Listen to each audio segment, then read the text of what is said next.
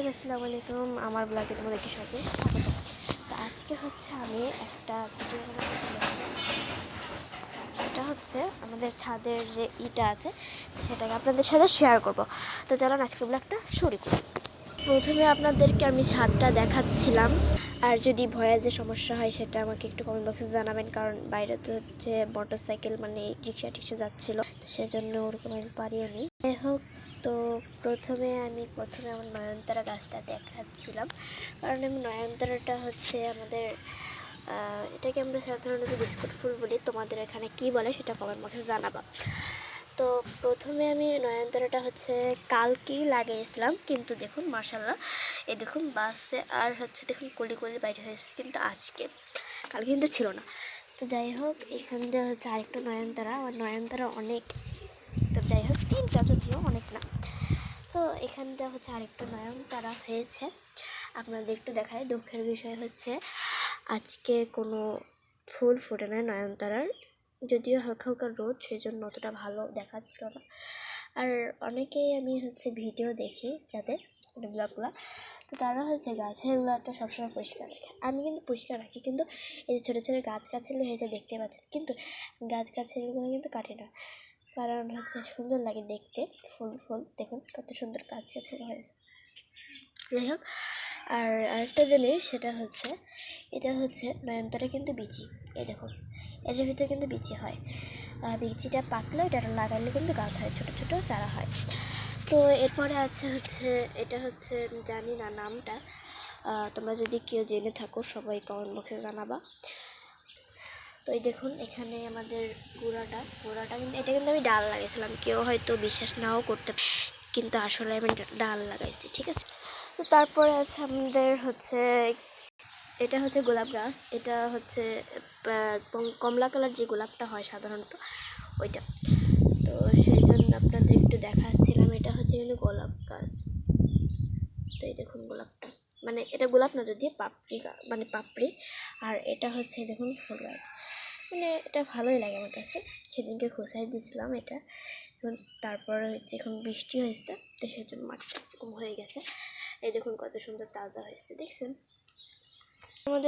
আমাদের ছাদের যে সিস্টেমটা সেটা হচ্ছে দুই পাশ দিয়ে হচ্ছে জানলা দিয়েছে, দেখুন কতটা সুন্দর। তো এই দেখুন মরা পাতা হয়ে গেছে, এগুলো হচ্ছে অকাম করেছে হচ্ছে আমাদের প্রতিবেশী, যাই হোক করা উচিত নয়। যাই হোক, নিচে থেকে হচ্ছে ওনার গাছটা হচ্ছে উপরে উঠে এসছে, তা প্রতিবেশী আমরা আমাদের উপরে উঠছে, আমরা কি জানি উপরে উঠবে, তো আমরা এই জানলা দিয়ে হচ্ছে উঠাই দিছি।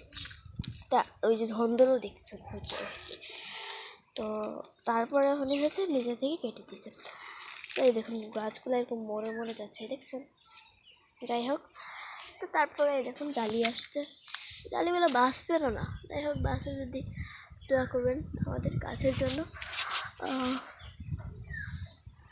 এই দেখুন এখানে হচ্ছে পুঁইশাক, আর আমাদের কিন্তু অ্যালোভেরা অনেক, তো রোদের জন্য ভালো মতো ভিডিও করতে পারতেছিলাম না। তো এই দেখুন এটা হচ্ছে পুঁইশাক, তো আপনারা যদি না দেখুন আমি কিন্তু ভালো মতো ভিডিও একবারে বিকালবেলা করব, তো সেটা আপনারা দেখবেন অবশ্যই। তো তারপরে আমাদের আছে এখানে হচ্ছে গাছ শসা, কিন্তু বেহাল অবস্থা। তো এখানে আমাদের শসার হচ্ছে কি বলে বেসন নাকি, তো ওইটা আর এদিকের যে গাছগুলো আছে এগুলো কিন্তু সব সবুজ। তো এখানে আমাদের আছে শসা গাছ, এইটা কিন্তু খুব যত্ন নেওয়া হয়েছে, আর এটা নতুনই লাগাইছে শসা গাছটা, দেখুন কতটা সুন্দর।